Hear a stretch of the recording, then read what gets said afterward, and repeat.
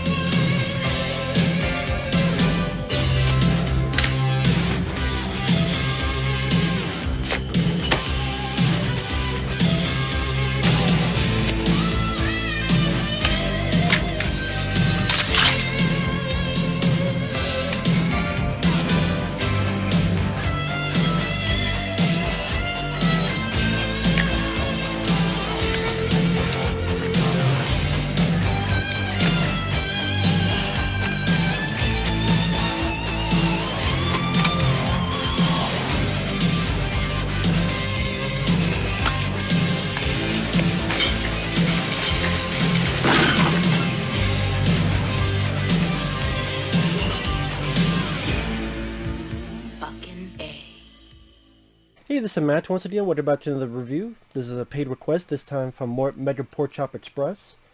For those interested in requesting pretty much any type of videos or topics or reactions or whatever, feel free to send it either directly to my PayPal or join my Patreon. Both links are down below in the info box. And this is for the 1991 film Eve of Destruction. Now, do you want to say Edge? Eve of Destruction. There has to be a movie called Edge of Destruction. The Eve of Destruction is directed by a guy named Duncan Gibbons. I don't know what else this guy has done. When this film came out, it was a bomb. It was a big bomb. Didn't really do anything. It's like a 4.9 on IMDb. It stars Gregory Hines, who I think is easily the best part of this movie. He's a guy who is known for dealing with terrorism, tactics. Like there's a fun bit where he's training people. You don't do this. Maybe I'll put this on your tombstone that he died for his country because he did fucking listen. Gregory Hines is doing what he can. He's doing what he can with the material he has.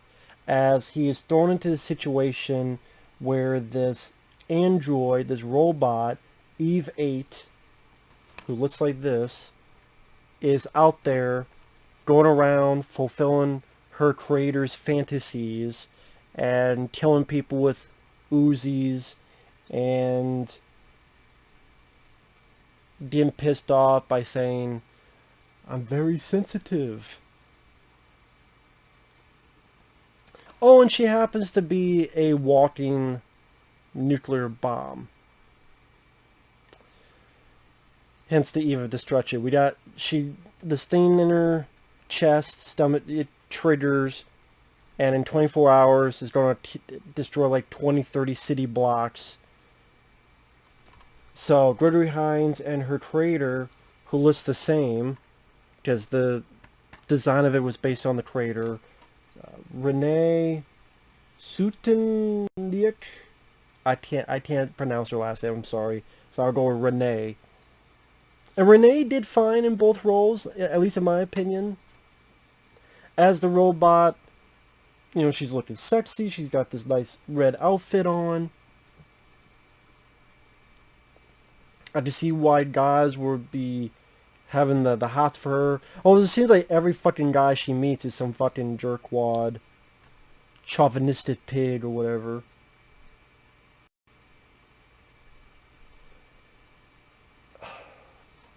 I will say this. I always thought this movie was so-so.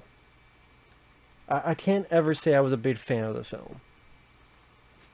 I think it's a so-so film. I don't think it's that great of a movie. I think Gregory Hines is doing the best he can. I think without him, this would be a waste of time. he makes the film watchable, as well as a little bit in the finale. Because the plot is pretty fucking crappy when you think about it for a second. I thought it didn't really go into like she escaped and this is a, how do I put it? This is a fucking android with a goddamn nuclear bomb inside her.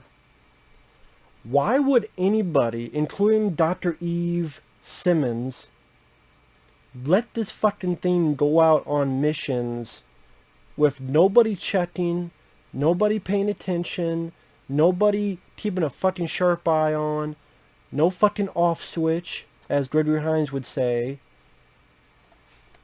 Like, why would you let a nuclear bomb walk out into the fucking public? I mean, maybe if you had people on her and watching her every move, maybe if it's like, oh, these are some assholes, part of the government, and they sent it to some third world country that they don't like, and have her walk around and see what happens. Or I'm not saying that would be right as well, I'm saying for these assholes to do that. But they're just like, yeah, let her take the subway. Let her go into a bank. It's okay. Yeah, let's let a nuclear bomb walking, talking lady go into a fucking bank. And my neighbor's rooster is like, what the fuck? Yeah, exactly. That's the plot of the film. Because she's taking the subway and she walks to a bank and the bank gets robbed. So she gets shot. Throws it out the window. That's where her priorities start to change. And starts going to bars. Or someone smacks her car, so she gets pissed and smacks into him, and the impact activates her nuclear bomb, so they have 24 hours to find her. So not only is the plot's like, what the fuck, it's hard to swallow that pill. If it's one thing like she escaped. Like they have her in the compound, something happened. It's like Species, that movie Species, where she broke out, she escaped, she got the fuck out of Dodge, and now Ben Kingsley's get this team. Like, Species, in a way, is a better version of this movie. Because it's an experiment where a lady escapes, wants to fuck, and they hire a team. They could, instead of Michael Madsen, you have Gregory Hines, or vice versa, and they go hunt the thing. Only she doesn't have a nuclear bomb, but she can mate and spread, so it'll create a bigger danger to a more wider population. Yeah, Species, it is. Sorry, now I didn't think about that until I started talking. Yeah, Species is a better version of this movie. Because I just found it very slow and underwhelming. It feels like it takes forever for things to get going. And you're waiting for it to kick in the second gear. And it never quite does it. Because it's just, again, goes to a bar, fucks up the guys at the bar, shoots some cops, and then slows down a bit. Gregory Hines talking to the actual Eve, the doctor. And yeah, some of Gregory lines, his acting is solid, his dialogue is good. Gregory Hines I have no problem with. Like I say, he makes the film watchable. The action scenes are fine, but there's nothing really... Even like The Hidden has more exciting set pieces, and it seemed like it had a bit of a better pace to it. Like the pacing, it just felt like it took too long for it to get going. That's not even the best way to put it. It gets going quick, but then it kind of just... Where are you going, movie? Like, where is the story taking? And it just seems like it takes forever to get there. Because there's the bar bit, there's a car that she smacks into, and Gregory Hines doesn't get to do a whole lot action-wise until the very end. Because before then, he's either playing catch-up, or when they get to Dr. Eve's dad, played by Kevin McCarthy from the original Body Snatchers films, among others, Gregory Hines gets thrown about, the robot goes out, shoots some stuff, leaves, but nothing really remarkable about the action scenes. There's no, like, you think of like I Come in Peace with Dolph Lundgren. No, it's not Dolph Lundgren fighting the alien throughout the entire film, but when the action happens, it's either like, oh, the cool CD bouncing off the walls, off people's necks, or it's Dolph Lundgren using his karate against the white boys, that uptight group of villains. Or it just seemed like I don't know how to describe the pace of this. The pace of it just felt really slow and off about it.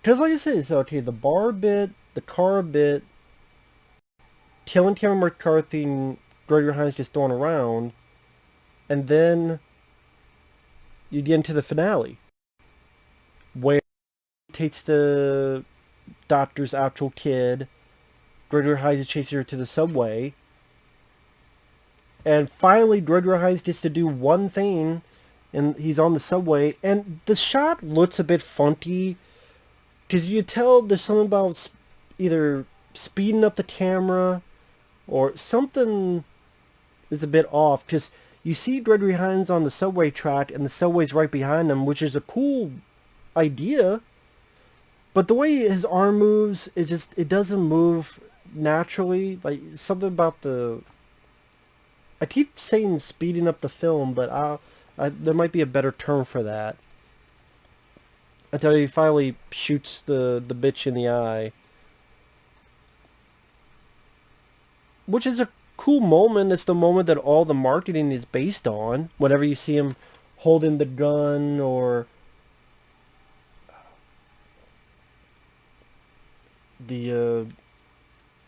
all the trailers and TV spots showcase that.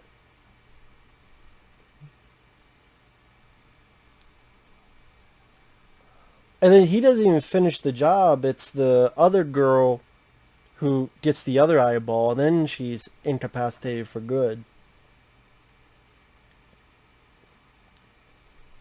So I guess where I'm like, I just wanted more when I looked at films at the time like Nemesis and RoboCop 1 and 2, and I Come in Peace, where they're going, it's not a robot but an alien drug dealer from outer space, or The Hidden, going against a different kind of alien. Or I guess I was expecting more action, more spectacle, more momentum, and maybe that's the better way to word it. It doesn't have a great momentum to it,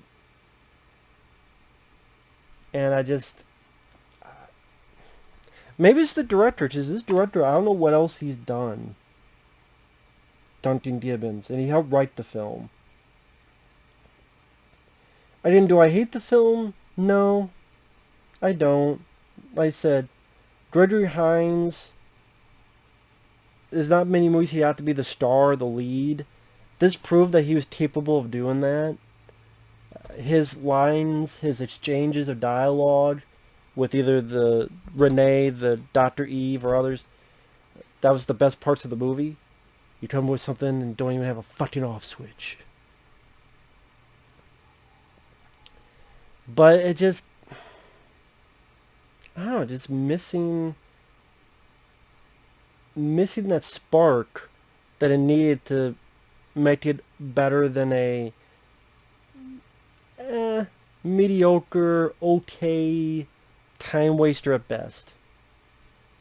The score, I'm not sure about the music. Da da da da da da.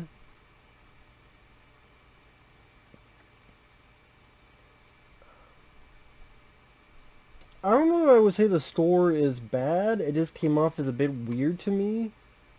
By Philippe Sardet. It kind of like, this score reminds me of something, but I couldn't put my finger on it.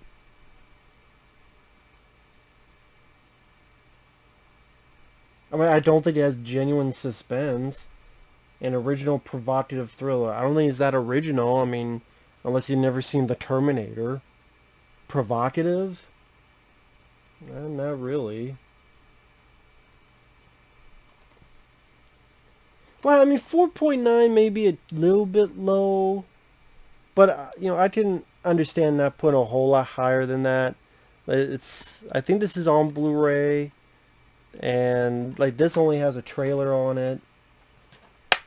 It's one of those films that it's an okay film at best.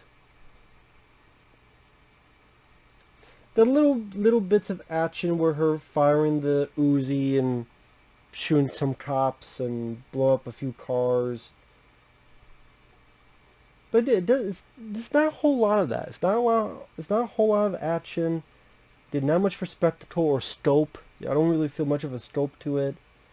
I don't really feel the rising tension of suspense since she's a walking nuclear fucking bomb that I think I should be feeling. I never really felt much suspense during it.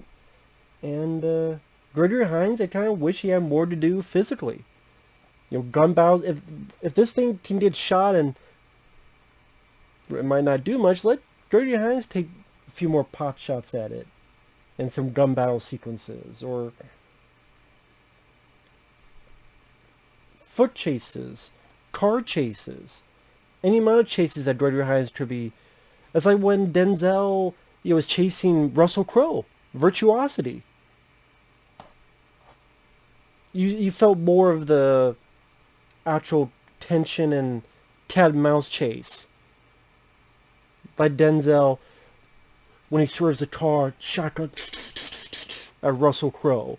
Like moments like that would have been nice to see in this movie, but you don't get that, and that's kind of a missed opportunity. Especially with Gregory Hines, who may rest in peace.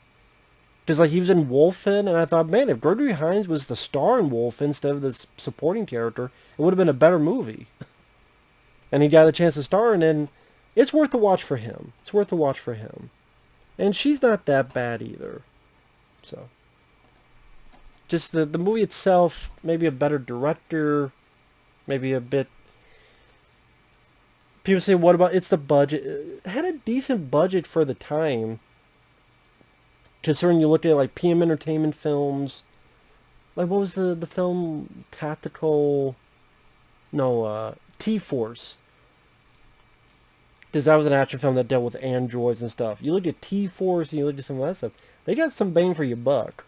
And like I Come in Peace had a smaller budget than this. And I Come in Peace has got a shitload going on. That came out in 1990. And this was 91. So, I mean, it reminds me of better films I'd rather be watching. So, it's not the... it's there. It's there. Sorry. So, with that said, though, thanks for watching. Take care. We'll see you guys later. Bye-bye.